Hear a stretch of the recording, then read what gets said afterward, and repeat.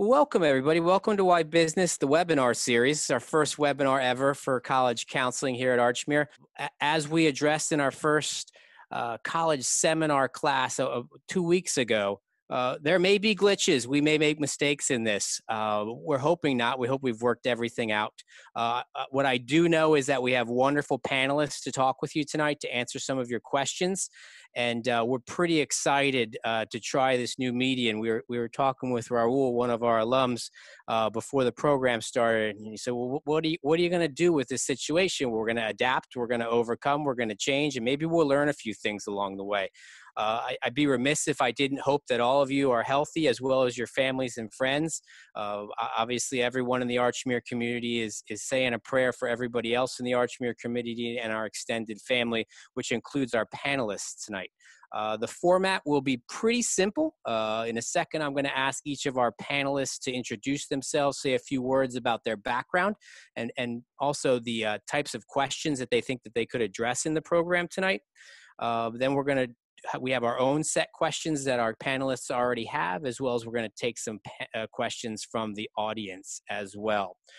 So we have an order tonight. So Bill, we're going to start with you in terms of an introduction. So if you wouldn't mind introducing yourself, unmute yourself. We'll remind you of that, and we'll get started. That's great. Thanks so much, Chris. Hi, everybody.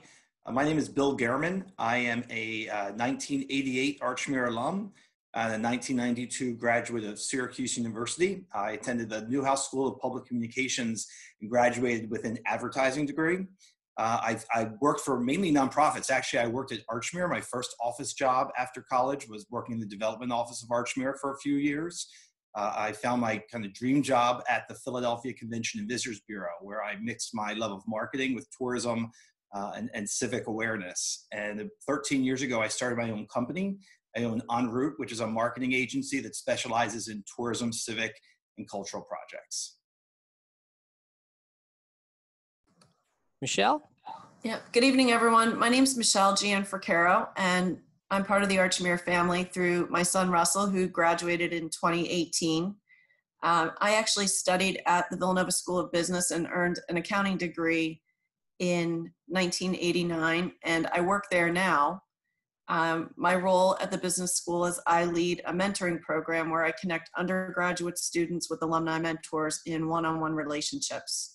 Before I returned to Villanova to do that work on the professional development team, I had 20 years of experience in the accounting industry. I worked for PriceWaterhouseCoopers, which is one of the big four accounting firms, and I spent 18 years at GlaxoSmithKline, which is one of the world's largest pharmaceutical companies. Great to be with you tonight. Michele, it's a small world. My wife is contracted by GSK for over 20 years, so always find our connections there. Fantastic. Another point of connection. Yep. Hey, Rahul, you want to say hello? Yeah, hey guys. My name is Rahul Subbaraya. I graduated just 4 years ago from Archmere, and now I'm at the Wharton School of Business at the University of Pennsylvania, concentrating in finance and accounting, and then also minoring in computer science and political science. I guess in terms of internships, I don't really have a lot of work experience yet, but I interned at the SEC my freshman summer and then went to Capital One for my sophomore summer. And then I'm going to be going to investment banking full-time, and that's also where I spent this past summer. So I'll be graduating in May and then moving to New York when things calm down, I guess, and working in investment banking. So happy to talk about, I guess, life as a student, internships, and all that stuff. Mr. Denning? Good evening, everyone. My name is Brad Denning. My connection to Archmere is my oldest graduated 2 years ago, and my other daughter is a freshman this year. I graduated from Georgetown University in 1992 with a degree in Mandarin Chinese and a concentration in finance. I actually started my career in banking and spent 4 years there before I decided to have a career overhaul. So I went and got my MBA from University of Chicago. And from there went into the consulting industry. So I've been in management consulting pretty much since 1998 with 3 different companies. Currently, I'm a partner in our financial services consulting practice, where I help companies come up with strategies to transform their business, and then I help them execute it. I can help with MBA questions, and I also lead our undergraduate recruiting for our financial services practice for PriceWaterhouseCoopers. Thank you, Brad. Melissa? Hi, everyone. My name is Melissa Bevacqua, and I'm the Director of Undergraduate Admissions at George Mason University. George Mason is located in Fairfax, Virginia, so just about 12 or so miles outside of Washington, D.C. And we are a public institution. We do research at the highest level. We have an R1 designation, and we have about 37,000 total students. My background is that I've been in higher education and admissions for almost 2 decades. I'm a University of Scranton graduate, a Jesuit institution, small private school in northeastern Pennsylvania. I have a master's in human resources administration. So that's kind of the extent of my business background that I have, but this is the 3rd institution that I've had the pleasure of serving. And I am able to answer questions related to the admissions process. Thank you, everybody.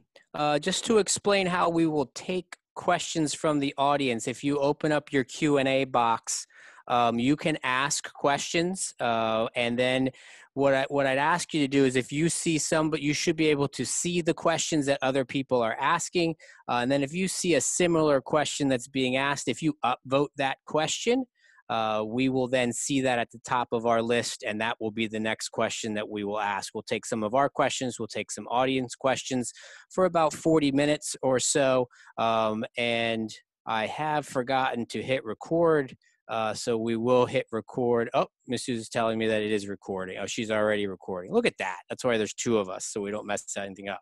So I'm going to direct the questions to our different panelists. And again, you can ask questions in the Q&A and upvote them so that we can get audience questions listed as well. Michele, we're going to start with you. Within the different areas of business, what is the specific skill set, talents, and interests necessary to be successful? Yeah, it's a great question. A lot of students who are interested in business roles are very curious people. They have intellectual curiosity. They like thinking about business and different kinds of businesses. Apple, Google, Amazon, Grubhub, Nike. And when you think about those businesses of all different sizes, large, medium, small, all those businesses need people with different skill sets, whether they're programmers, whether they're marketers, whether they're salespeople, whether they're human resource professionals or marketing people. And I think that students that like to think about how businesses function and what makes them successful and why they like certain businesses. Why is Netflix hot right now? Those are the kinds of things that might be a signal to you that you're interested in a career in the business world. Thank you. I'm going to go to Bill and Brad with our next questions. When hiring someone, so we talk about the hiring here. What qualities and skills are you looking for in the business and non-business related positions? How might it differ depending on job responsibilities? Bill, let's start with you in terms of that. Sure. I think the first thing I'm looking for any employee, there's the things that people can learn, what you learn in school and what I can teach you as an employer, what you can learn over time. But there's the work ethic and there's the individual skills and the reliability that are much more probably what your parents are teaching you right now. And to me, that's the first thing we're looking for when we're an employee. We're looking for somebody that no matter what the task is, they want to work hard. They are curious, as Michele said. They're looking to solve problems. There's a level of maturity. I think when it comes to skill sets, we're really looking for experience as much as possible. My business only has 6 people, so we're a small marketing agency. I'm looking for someone in my company that can hit the ground running, that has some experience, even if it's just internships or co-ops, whatever it is that at least if I give them a little bit of knowledge, they can work with that and they don't have to start from the beginning. Basic fundamentals are key. And I can never underestimate writing experience. People think, oh, well, business, sometimes especially I remember being in high school thinking, well, I'm taking math. I won't need that because I'm looking for this major, or I'm taking English. I won't need that. I'm looking for this major. And everything does really count everywhere. But excellent writing skills is something that's really hard to come by and something that's invaluable, I think, in any type of business. Brad, you want to add to that? Yeah, and I promise we did not collaborate before we all answered these questions, but I came up with 4 answers, and 2 of my colleagues have already picked 3 of them.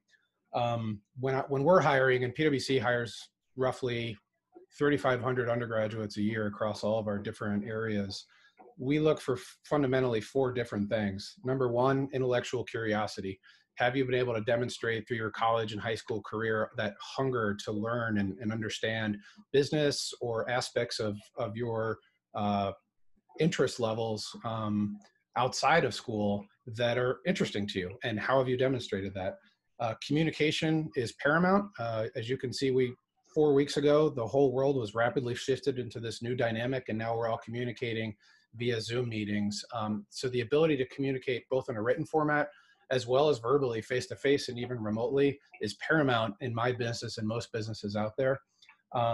Problem solving, I think, is fairly obvious. How do you have a demonstrated capability to solve problems, and do you demonstrate a hunger to do so? A lot of the jobs in consulting are somewhat ambiguous, and so you have to be really good at solving different types of problems, which to some of the other points made, requires you to have a lot of different people at your organization to solve different types of problems. The last one that I'd add that has taken on a bigger importance for me personally is a blend of some of those, which is, do you have the ability to take a position and then defend it in a way that makes sense? So can you research, can you write, and then you can communicate why you believe your position is the best one? And those are the 4 fundamentals that we look for in most of our hiring. I'm going to ask follow-ups of both of you on that. And again, audience members, you could certainly add questions to the Q&A if you have additional questions.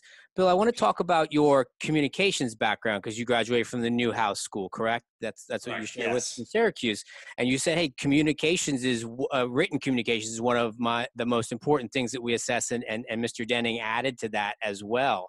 So can you talk to me about majors outside of business that still, I think we find people moving into the business world with majors that maybe aren't accounting or finance or international business and things like that. And maybe some of those that you've seen that really lend themselves to the business world, even though they don't come from the business discipline. Sure, no, definitely. I think the first thing I would start with, and a lot of the students out there have heard this before, I'm sure, is you really have to, you feel the weight of the world that you have to pick this major, whether it's now or in a few years, and you have to pick a direction. And professional degrees are really strong, and if you know what you want to do, but you don't know what's going to be out there. And by the time you graduate, not only you may have changed, but the world may have changed. So, look at me. I graduated Archmere in '88. I don't like to think of myself as that old. There's a defining line that when I went to Syracuse, there was no internet. There was no email. When I started my marketing job at the Convention Visitors Bureau, there was no social media. I designed the very first website, and I was not a website developer. So here we are in 2020, and we're facing all new technology. So I explain that because you don't know what careers are out there, and especially in business. And the world is just changing faster and online. And you see that in a time like now, when there's actually a crisis, you'll find that industry changes a lot, and our world will not be the same in some ways because of necessity. New jobs will actually appear in 5 years. There'll probably be new jobs that all started from here. So I think that when it comes to business, not only is it having a good acumen for the basics, because every business needs the same skills, but I will put out a plug, I shouldn't say a plug, the example of my business. I never thought I would own a business. I never had an entrepreneurial bone in my body, I didn't think. My family, I came from teachers and computer technology, computer people, and I just found myself working on my own. And 13 years later, I have my own company with 6 people. And so the whole entrepreneurial spirit is something also to really look at, that I think if you don't have that in your immediate family, your grandparents, your aunts and uncles, a lot of times you're not exposed to that. So all of these business skills and communication skills are really essential if you want to go kind of follow your own star. And Brad, I wanted to get into, you talked about problem solving as one of the criteria for hiring. how do you evaluate problem solving in what I would assume is an interview/hiring process? How would I, as someone who might be applying for a job, how would I prepare myself to show you that I solve problems well? Well, the easy answer to that is in many interview situations, we'll actually ask the question of the candidate to give me an example where you've demonstrated problem solving skills. And we're less concerned about what the actual problem was, but how they articulate the story and demonstrate that they solved the problem. If we want to get really aggressive, sometimes we'll ask what we call a case interview, where we will pose a problem and ask a candidate to solve it. So it could be a real life business situation that we're wrestling with one of our clients, and we're asking for how the candidate would think about it. It could be one of the crazy old Microsoft questions, which is, why are manhole covers round? Or anything in between that makes the candidate get off of his or her written resume and tell a story and communicate how they've demonstrated that in the past. So as you mature through your high school career, and certainly when you get into college, most of the universities that we work with and hire from, Career Services does a great job of preparing you for those types of interviews. So if anything I just said scared you, we've got people here in this group that can help you with that. And then certainly when you get to college, Career Services can help with preparation for that as well. Thank you very much. Rahul, if you're ready, I'm going to come to you. We have the set question. I'm going to add something to it, actually, because we were set to ask Rahul, why did you decide to major in business? But now that you're a senior, if we could also look back 4 years, and is it the same? Are you still a business major for the same reasons that you wanted to be a business major? Yeah, that's an interesting question. I think, I don't know, Mr. Bowen, Ms. Souza, if you guys remember when I was a senior applying, I think for me, my interest in business kind of started out just because of the fact that I really like math growing up. But one thing I realized at Archmere was I didn't really like the super advanced, theoretical calculus elements. It was more so kind of the fundamentals and how you can apply it to different things. And I started a little bit reading about these companies, and I think Michelle mentioned Amazon and Google, and those are the companies that were really growing so fast. And for me, it was really cool to learn about those companies. And I think I saw business as an opportunity to use my strength in business or in math and apply it more towards learning about those companies. I think 4 years later, it's a little bit of the same principles, but I guess it's a little bit more developed in terms of my understanding of business. I think one of the cool parts about business is that there's so many different ways you can go. So finance and accounting are two of the ones I'm pursuing, but at the same time, you can also do marketing, you can go into tech, you can really go into any type of company. And I think that's definitely one of the things I really like about it. Thanks, Rahul. Melissa, we're going to come to you.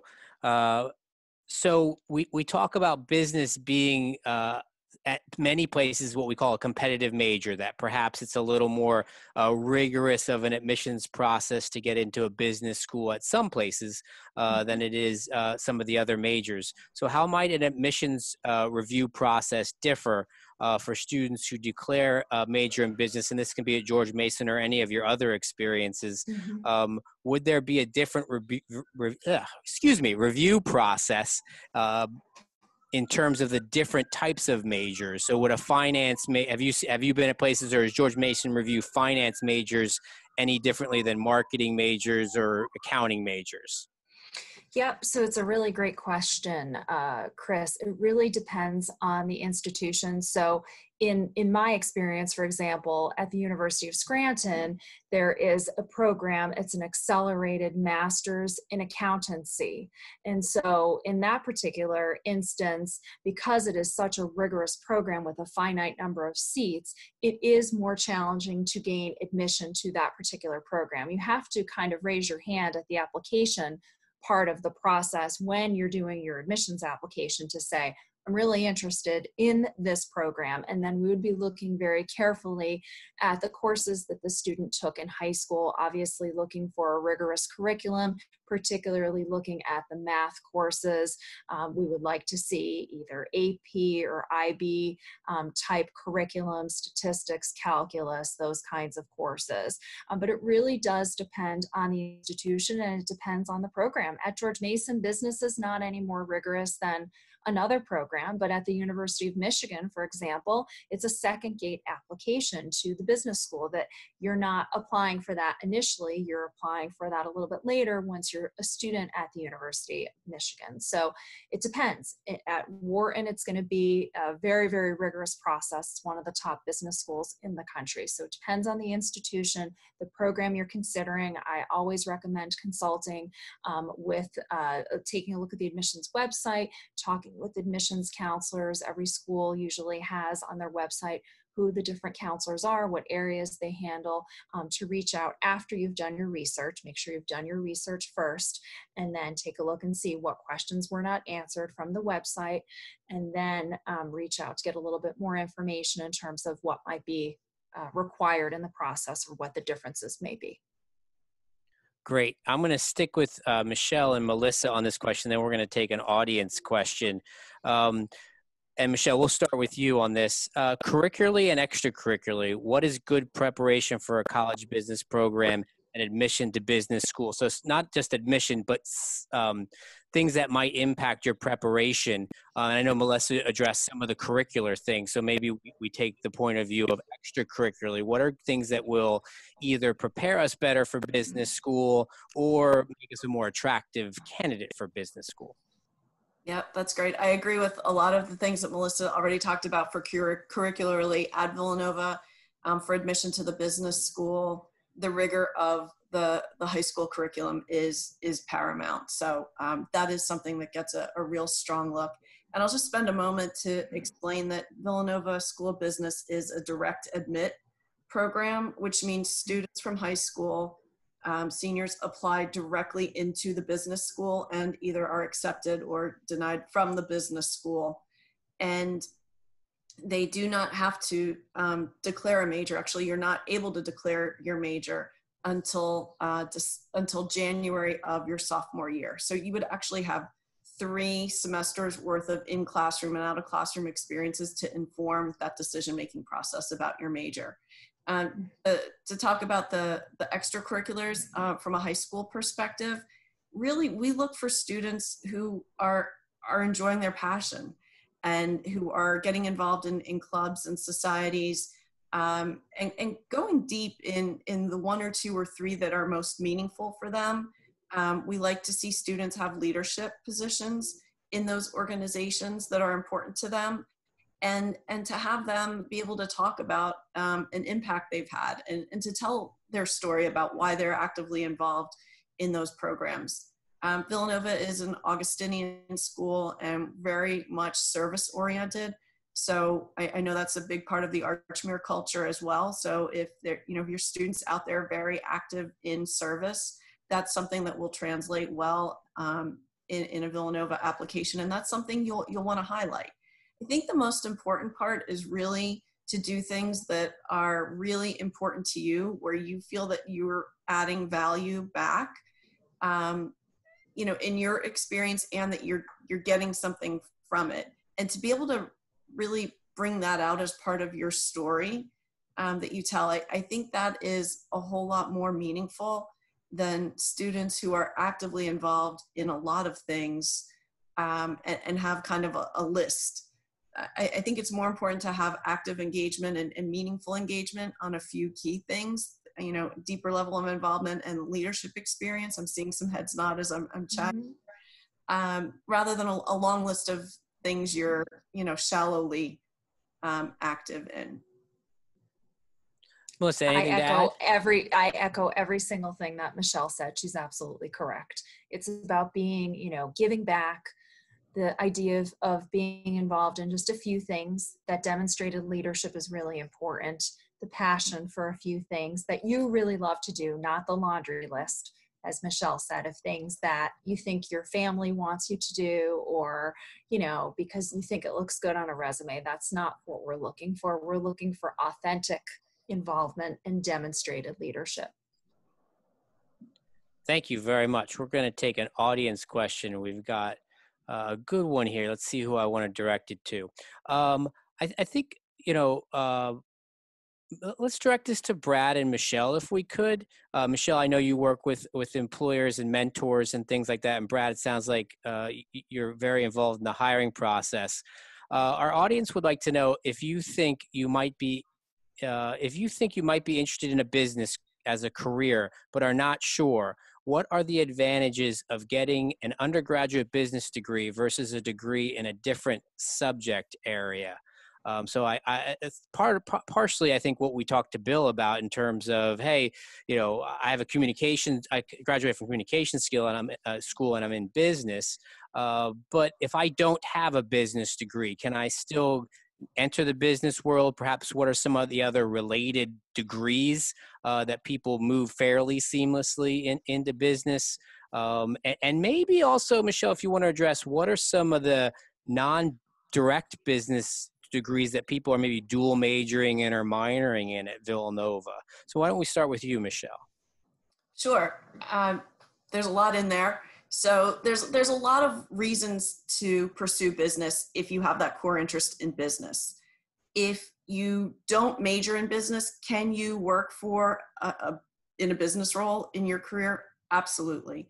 And there's many pathways that get you there. I often meet with students who are communication majors, students who are engineers and decide that they want to use their problem solving and technical skills in a consulting way. You probably hire some of them at PwC, Brad. Economics majors, so IT majors, computer science. Those are kind of on the fringes of business careers. All those people are critical in a business role. So there's a lot of different pathways to go into business roles. You don't have to be a business major to end up working in a business one day. That being said, if you're unsure about business but think it might be a good starting point, I would say absolutely pursue it, apply to a business school, and get started there and see if you like it. See if you like the courses. See if you enjoy the case studies that the professors are talking about and the group projects that you work in with your classmates. I think that's the best way to test out your interest in business. If you think this sounds interesting and that you'd enjoy it, if you're someone who likes to, we talked about problem solving earlier. If you don't know the answer to something and you're quick to jump on Google to find out, or if you're like our kids at home that, jump on YouTube and watch a video to learn how to play the guitar during a pandemic, or do other things. If you have that kind of curiosity and research and you want to learn, those are good indicators that you might be strong in a business role where things are always changing dynamically and there's always plenty more to learn, despite the great education that you bring into it. If you choose to not pursue business directly out of high school, but find out later that you have an appetite for that and maybe you should have, you can always earn your 4-year degree and then go back and get an MBA, a master's in business, as a way to demonstrate that you do have a business mind, you've built yourself up and you've taken finance classes and accounting classes and marketing classes, and analytics right now is very hot in our business curriculum. And when you think about all the surveying, all the big companies do, every time we buy something, they want to know about our customer experience.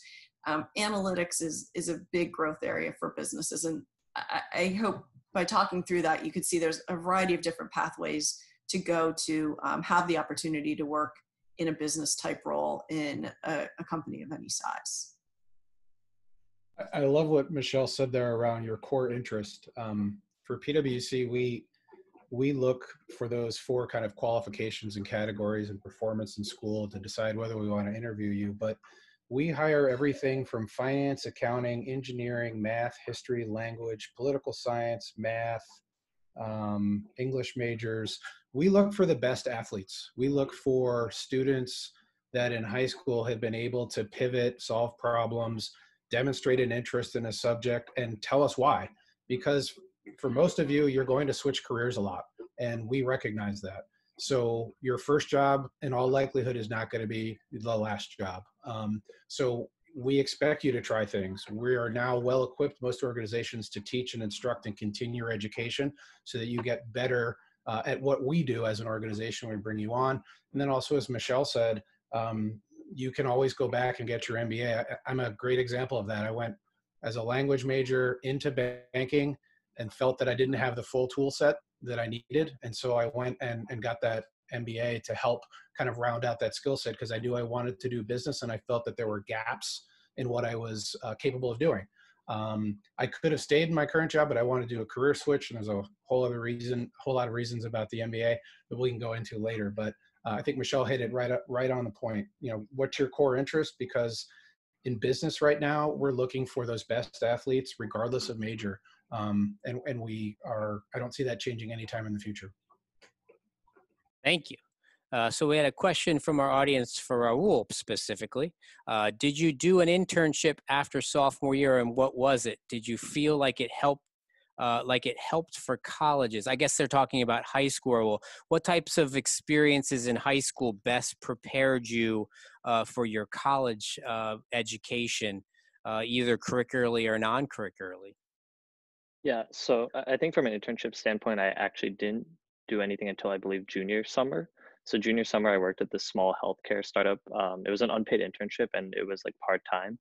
But I think what I got out of that was kind of an understanding for how a business works. So essentially I was just shadowing a member of the staff there, and I got to like see what he was doing on the operational front of that. But I think the more important thing in high school especially is like, you're not really gonna know whether like you wanna do business for sure or not from these types of experience. Like, but what you can get exposure to is like through all the different clubs at Archmere.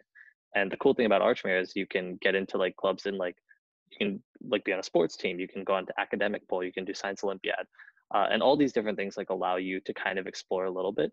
I know for me, I really like that quantitative aspect of it. So I think those clubs were the ones that are most appealing to me and kind of drove me more towards business. So I think it's more so the academics and the clubs and different extracurriculars you get involved in. But I guess outside of that, there's also different ways you can learn about business as well. Thank you, Bill. We're going to go to you. I would love to know, hopefully our audience does too, is when you're doing hiring, or you obviously probably work with other companies as well. So anything with your background, what are our graduates from business school, what are they lacking? So if we have our juniors and our seniors who are entering business school strategically, what should they be aware of that maybe you're not quite sure if their educations are going to directly provide them, and maybe they're going to have to seek some of those opportunities out on their own? I don't want to repeat myself and sound like I'm beating the same drum, but it really is the writing and the communicating. I am amazed and dismayed at the level of writing that I've had from a variety of different schools. And they come in, and I'll give you a great example of, the first task I give somebody is, I teach them about one of our clients, and I say, great, write about this client in 100 words. Now write about them in 50 words. Now write about them in 20 words. And the idea of not just the grammar, spelling, and punctuation, which is critical, but how can you communicate something in a short amount of time? We had an intern just start last week, and he started writing us daily reports, and they were super lengthy. And one of the first things I did was really address with him, like, great, I love what you're telling me, but I need you to tell it to me in about 25% of the space. So I think that the ability not only to communicate, and going off what Brad said, I thought Brad said it well, that, stating your position and backing it up. So not only saying what you want, but then when somebody asks you a question, my biggest question I ask at work is why? And I explain to my staff that when I ask you why, I'm not challenging you because I think you're wrong. I'm challenging you to give me rationale, because we owe it to our clients to give them rationale. And so it's not just about sounding smart or having the right answer. It's giving a backup to that helps you really solve the problem. Thank you very much. Just a reminder to our audience, you can ask questions in the Q&A box. You can also upvote some of those if you'd like to get those answered. An interesting, timely question from Anna Garcia. How do you manage your business during a crisis such as right now? So I couldn't not ask that question tonight. And I'm going to ask it of Bill, Brad, and actually Melissa. You know, you supervise the staff there. Higher education's a business in and of itself. We'll give Bill a chance to relax since he answered the last question. So why don't we start with you, Brad? You know, what has this crisis done to how PwC does their business? Yeah. So PwC serves pretty much every industry out there. So as you can imagine, parts of our business that service the automotive industry, the retail industry, restaurant, food, beverage, oil, there's a lot of transportation is in turmoil. We've taken a stance that I think is critically important now. Number one focus of our organization is people, and making sure that our people are safe, healthy, and have access to the resources they need. So in this new norm, you know, I can't tell you the last time I went to work in a t-shirt, right? It's been a long time, but we've relaxed the norms, I think, of business in order to allow people to get things done. So, you know, if I think back 5 months ago, if I had a conference call and one of my kids was yelling in the background, that made me nervous. Now, routinely, we have calls like this, and there's kids crying, there's dogs flying by in the background, there's life gets involved. So how do you give the resources to your people to recognize that if you can keep your people safe and healthy and productive, you'll get through to the other side? Obviously, the other big investment we've made is in technology and tools for our people to make sure they have access to resources such as Zoom. I think PwC has now 5 different platforms that we use to make sure that we can service our clients remotely. But I'd reinforce, I think the most important thing for right now is empathy and focus on our people. What about you, Melissa? It's really the same exact approach. It's a lot of reassurance. It's listening to what folks need, whether it's the people on my team, whether it's the customers that we serve, the students, current students at George Mason University, prospective students. It's providing that reassurance, that empathetic ear, showing that we genuinely do care about others, that we want to help them. We want to lessen the stress that folks are feeling, knowing that college might be the last thing that is on people's minds, but letting them know that we are there for them when they are ready. For us, it's been really important to be nimble, to pivot quickly. We had to move from a very on-campus driven sort of recruitment strategy where folks were physically coming through the doors of George Mason University to now everything is completely virtual. And what does that look like? And as Brad mentioned, how do you leverage the technology to be able to do that? But yeah, it's all of the things that Brad mentioned for sure. Bill, anything to add?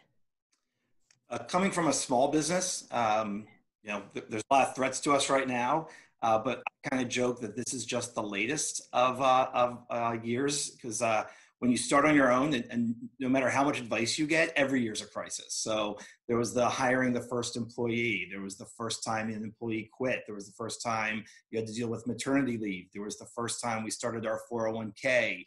So there's been a lot of challenges here and there, and it really shows a lot about yourself and your ability to dodge and pivot and just survive in a way. And I think the key for me has always been, from the beginning, has been having a good community. I've made a lot of great friends, both from Syracuse, from Archmere, and from my Philadelphia community that also own businesses. And no matter every step of the way, I've been on the phone with them. We've been in email. We've been having coffee, sharing ideas and helping each other. And that's been really critical now, because you're reading and hearing on the news about all of these grant programs and loan programs. And I think we've made it through because every day we're on the phone with each other. And what did you hear? What are you doing? What does your accountant tell you? So I think surrounding yourself by a great support group of other business people is very helpful. Thank you. Rahul, I'm going to come to you with our next question. Tell us about your curriculum and what you found the most challenging, and perhaps let's also take a positive twist on that. What was the most rewarding in terms of, I guess, your preparation for what's next for you? Yeah, absolutely. I think when it comes to like a business curriculum, like your first year is spent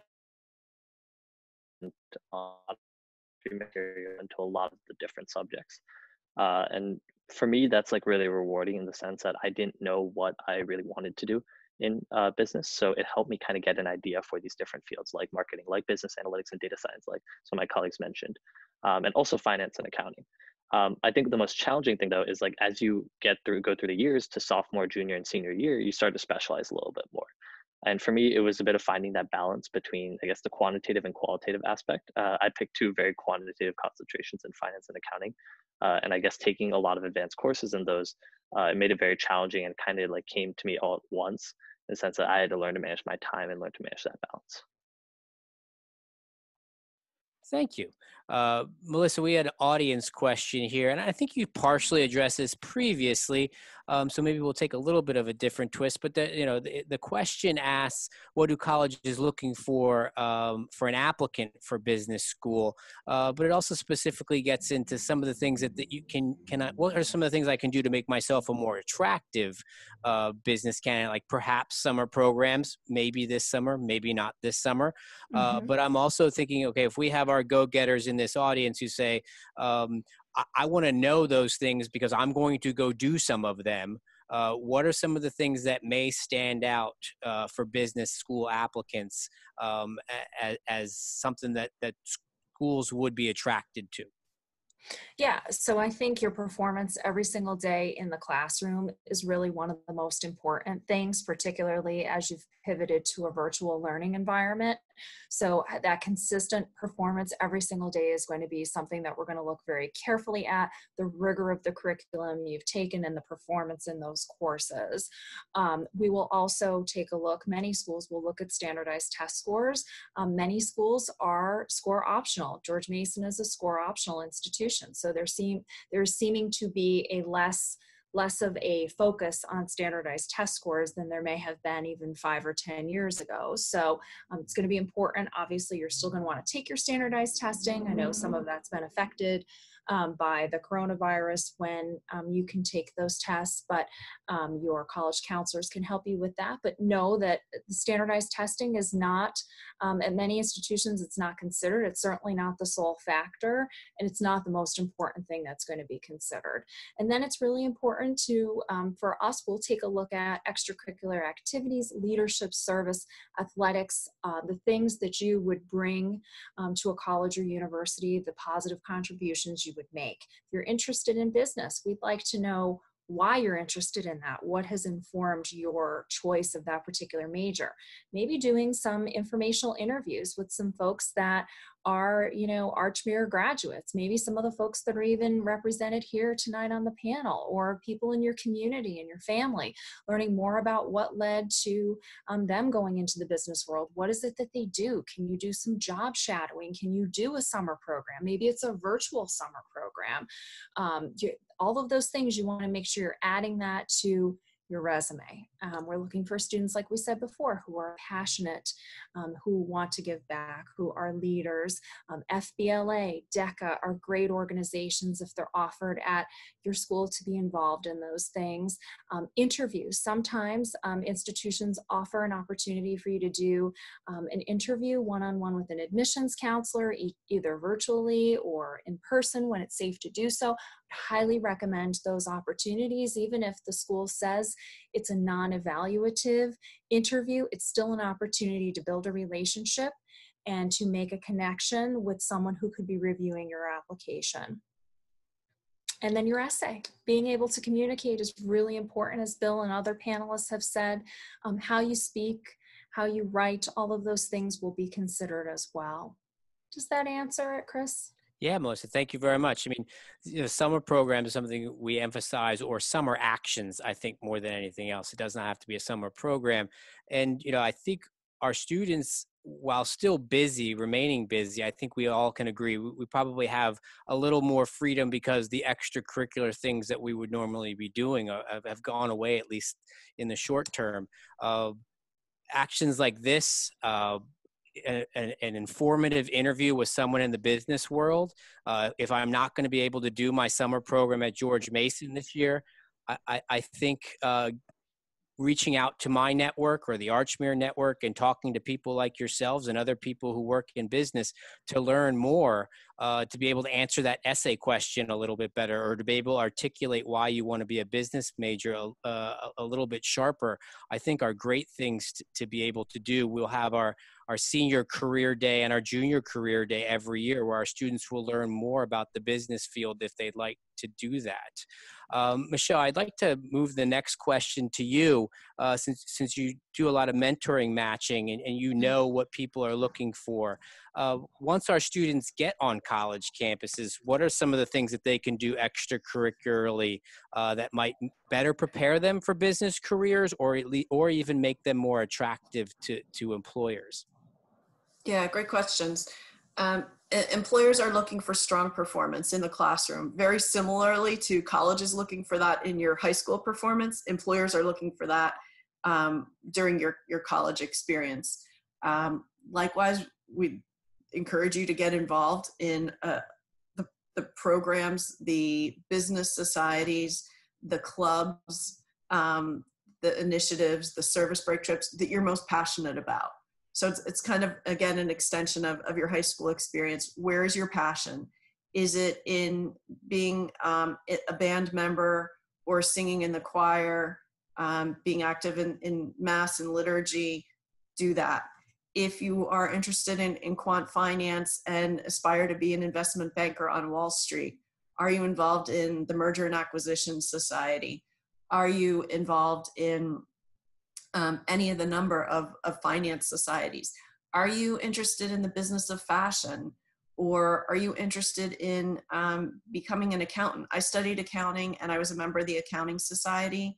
They even had that back when I was in college. And it was a great opportunity because employers that hired people into the accounting profession, like PriceWaterhouseCoopers, came to campus and talked about the work they did. I learned what it was like to be an accountant who was focused on audits and became an auditor and went out and supported clients in that way, and why that was different than someone who worked in the tax department or someone who did IT auditing.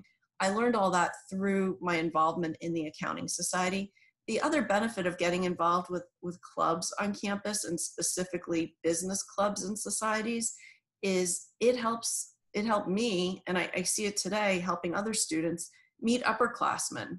I was the only one from my high school that attended Villanova University. I knew one person who was 1 year ahead of me. That was the only other person I knew on campus. So I did not have a big network of students and upperclassmen to be mentors and role models for me along the way. But I met people like that by being actively involved in a club like the Accounting Society, and it brought people with mutual interest, mutual career interests together. So for a lot of reasons, getting involved in business societies. Villanova hosts the largest Special Olympics event in the world, put on by higher education, and it's all done through student volunteers. There's a ton of leadership opportunities, talk about service and giving back and being actively involved in the community and the culture at Villanova. That's a prime opportunity for people to get engaged. So for some people, it's business societies. For others, it's service. For others, it's Greek life or athletics, club programs, things like that. It's find your passion and go deep, gain leadership experience, and make sure that becomes part of your story. We've been talking, several people, I think just about everybody at this point has brought up like bringing your experiences into your story so that you can either outline them as part of your college entrance essay, or when you network with people to learn more and do informational interviews to learn more about what they do. They want to hear about you and who are you and your interests and what do you enjoy doing. And then also, how to take that to the next level and how to use that in a job interview. When we work with students, we call it the elevator pitch. So it's your 1 to 2 minutes where you talk about you and you want to have the depth of experience, and you want to light up and have a high spirit when you talk about the things that are most passionate to you. Again, we would discourage you from creating a long list of things that you were involved with, for one semester here or there. That's not meaningful. Demonstrating your passion and being able to share it with others and incorporate it into part of your story, your elevator pitch, that's really meaningful. Thank you, Michelle. I've been tracking this one question on the Q&A, hoping that it would get upvoted a little bit. I was going to ask it no matter what, but it has been upvoted pretty far. Brad, I'm going to direct it to you. Advantages to a big versus small school for business, independent of Georgetown. Obviously, you're wearing the shirt there. But does it play a role at all in the hiring process at a big place, where a student went to school, and then what if that school was big or small? I think it's a really good question. Our organization, many organizations look to schools like the ones that are represented on this call first from just a general university perspective. So we'll look at Villanova, we'll look at George Mason, regardless of their programs. Within most organizations, we'll have a pretty good sense for what we're hiring, what are the top schools. And definitely, I think most of the top organizations out there would be lying to you if they said they didn't look to focus on attracting top talent from those top schools. But there's also a huge play and importance in diversification. So there's a risk to only going to the top business schools, for example, or only the best renowned ones, because not everyone can get in there, and nor should everyone get in there. So for us, and I think for many organizations, there's the importance of diversifying your talent acquisition process so that you are spanning large schools, medium schools, and small schools, specialty business schools, and other schools. We hire a lot of people into our consulting practice from schools that don't have a business program at all. And so we look at it in terms of, I think like everyone said here, strength of the student, how we've hired from that university in the past, and the quality of candidates that we get out of those organizations over time. Thank you very much. I'm gonna stick with Bill, Michelle, and Brad on this one really quickly. The 5-year MBA programs, I've had a bunch of students talk to me about. I prefer a school that offers a 5-year MBA. And Melissa, if you'd like to chime in too as well here, I'm not going to direct it toward one particular person, but the advantages, and perhaps I don't think our students, at least right now, think that there might be a disadvantage of going directly into an MBA program, although I think I could think of some. But your opinions on the 5-year, staying for 5 years and getting an MBA at a school before entering the workforce? Who's ever passionate about that question, please jump in right away. Bill, go ahead, please. I'm going to jump in just from a different perspective. I do not have an MBA or any type of master's degree. However, I teach. I teach at Temple University in their master's program for tourism. And I've always been against, I've always been against going right into any level of graduate school, because I think just by the definition of it, you're supposed to be graduated and moved on and learned something. And I have been very disappointed at the number of students who seem to go right to a master's degree that I've experienced and have not been through industry, don't have a story to tell, have not found their passion. And I think it's a disservice to themselves, because you want to, in that point of career where you do find that passion, where you do see, to me, an MBA or a master's program should take you to the next level. And I think if you do it too early, you're spending all your goods there, and you don't get to the benefit of it. That's just, and I don't have a master's degree, but that's what I've seen from the outside. Brad? I think Bill hit the nail on the head. I think the world has changed so drastically in the last 30 years that in many cases an MBA is not necessary. If you want to, my advice to all students now is if you have your heart set on getting an MBA, by all means, go get an MBA. There's nothing wrong with getting one, but in the last 25 years, the world has changed so much, you don't have to have one. I think Rahul's in a little bit of different circumstance, in that many of the investment banks going into commercial trading or investment banking will look for that ultimately to get an MBA. So certainly in specific industries, there's a need for it, but my opinion is you don't absolutely need one. And then I can't agree more with Bill on do not go into a 5-year program. You need work reps. You need repetition. You need the good, the bad, the ugly, the hard, the easy. You need life. So what Rahul's doing, I would encourage to anyone that 2 to 4 years of work experience is enough for you to sit back and go, do I actually know what I'm doing? Do I know what I'm good at? Do I know what I want to do? And do I have the tools necessary to do that? In many cases, you will. If you don't, then you should go back and get your MBA, because the MBA is all about networking and the experience of the people around you. And if you go into a classroom filled with 50 people at Wharton or University of Chicago and have a debate about something that happened in the workplace on a merger or acquisition, and you're a 22-year-old or 23-year-old with no work experience, there's very little for you to either get out of the session or, more importantly, participate or provide to the discussion. Yeah, I agree. So 5-year programs are super popular, and they're, there are options that are available to students. Many students want to do this. They want to do it, right out of undergrad, roll right into a master's degree program. For me, I had taken a little bit of time after I graduated from my undergraduate degree to then go and get my master's in human resources.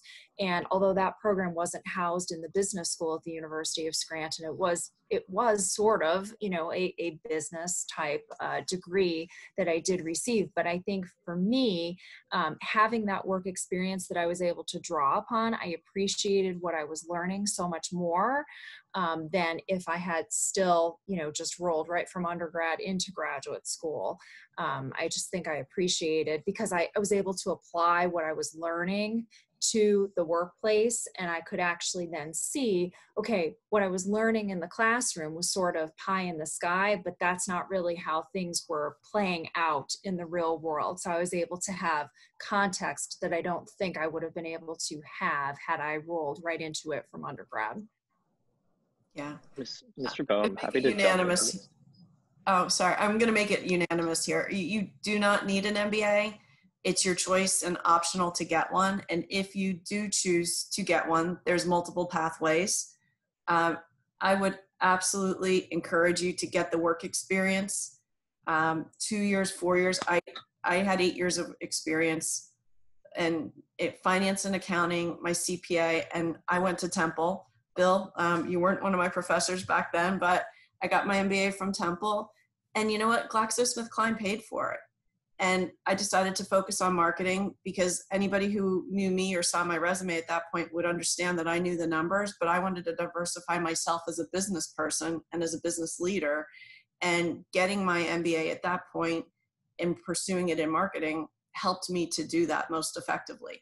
I absolutely got more out of that experience because I had work experience to take in, because I could relate to what the professors were talking about. And most importantly, and Brad hit on this, when you work in group projects, and you will work in a lot of group projects for undergrad or for MBAs, for getting your MBA, you're working with other colleagues, and you're working together as a group to come up with a solution, much like business leaders do every day. And you're able to give more and get more and contribute at a much higher level if you have work experience to bring to that. And one of my favorite things about my MBA experience is that I not only learned from the professor in the classroom, I learned from my colleagues, my fellow students who were my group project members, and they brought in the work experience they had. And because of that, my experience was richer. So please know that companies do support MBA programs. You have a choice to do them full-time or part-time. It's the same degree. I'm not saying they're all the same experiences, but it's the same credential on the back end.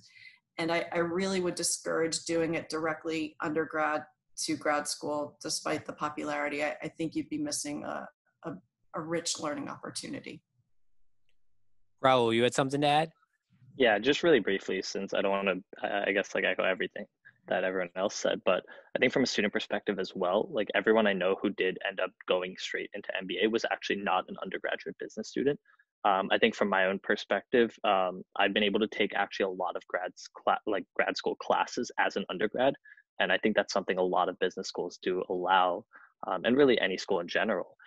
So I think for me, the doors that a business degree and a grad degree would open up for me wouldn't actually open them up until I've had work experience, like the others mentioned. Thank you. I'm gonna ask one more question of a couple panelists, and then we're gonna allow each of our panelists to have some closing thoughts. I want to be respectful of everybody's time. I think we could probably go for another hour with questions and answers. We get a curricular question every once in a while, so I'm talking about preparation for business school. So I'm gonna ask Michele, Rahul, and Melissa to chime in on these, I'm not sure if we'll get different answers or not. AP statistics or a statistics class versus AP calculus or a calculus class. Now, what do we think is the best preparation? And perhaps it differs depending on what area of business we might be interested in.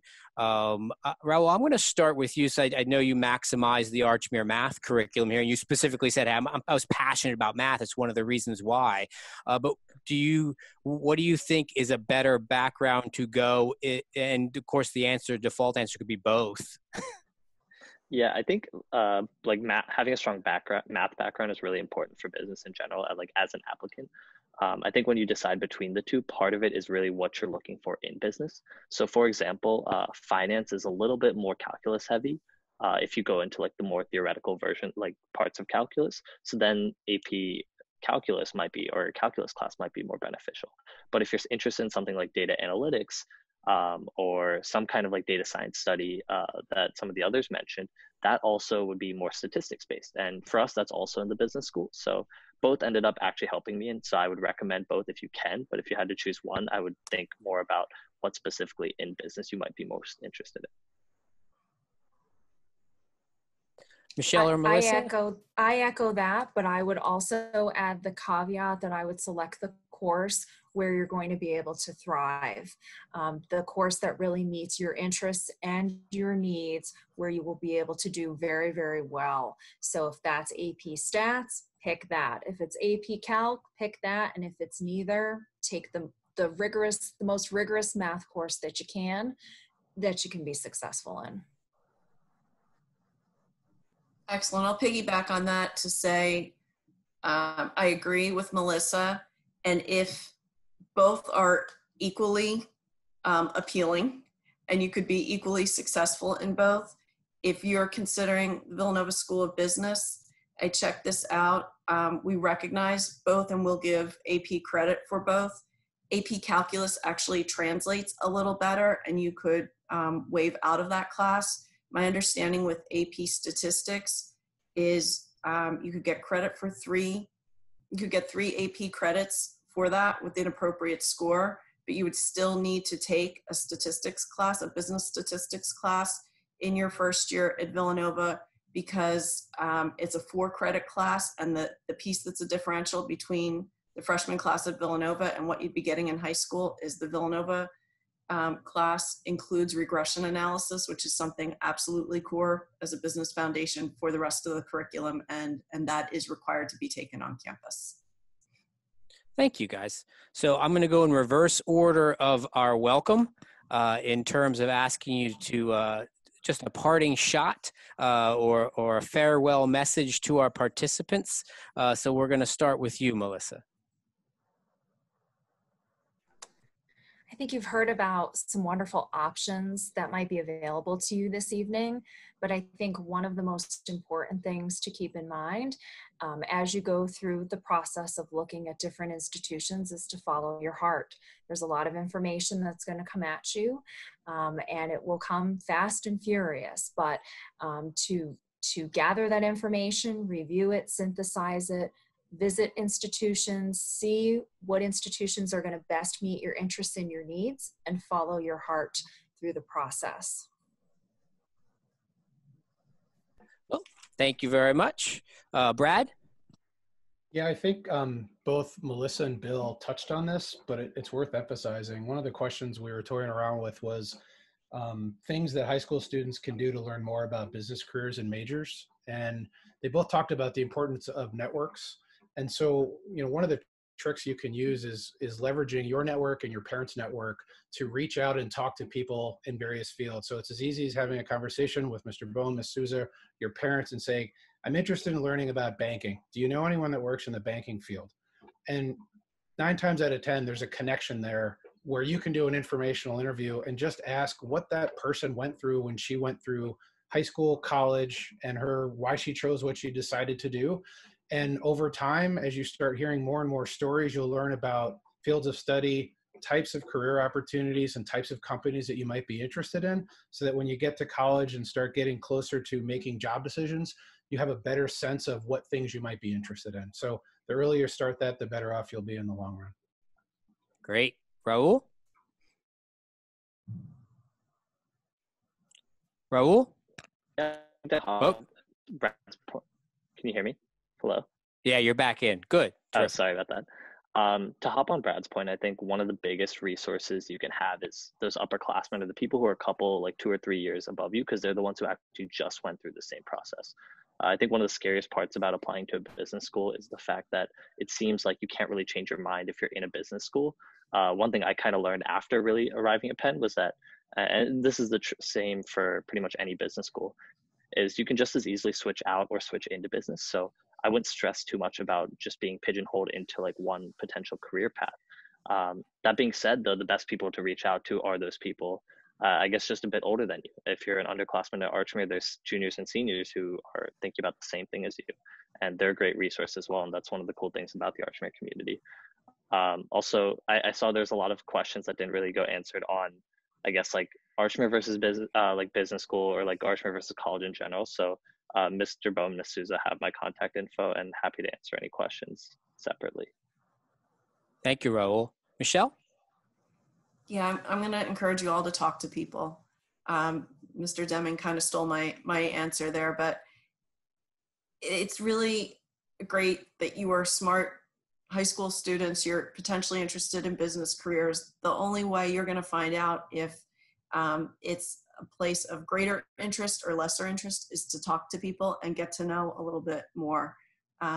Parents, aunts, uncles, babysitters, older brothers and sisters and their friends, neighbors, people from church, people that you do service with.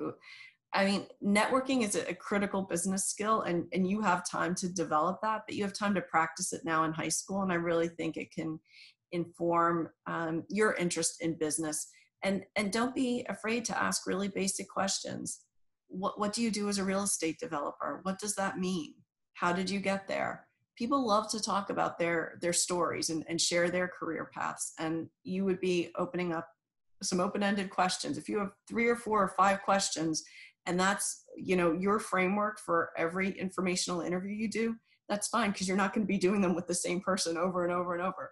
A really simple model will help you collect a lot of information, and I think it will inform you on whether business school is something you want to pursue right out of high school or maybe later in your career.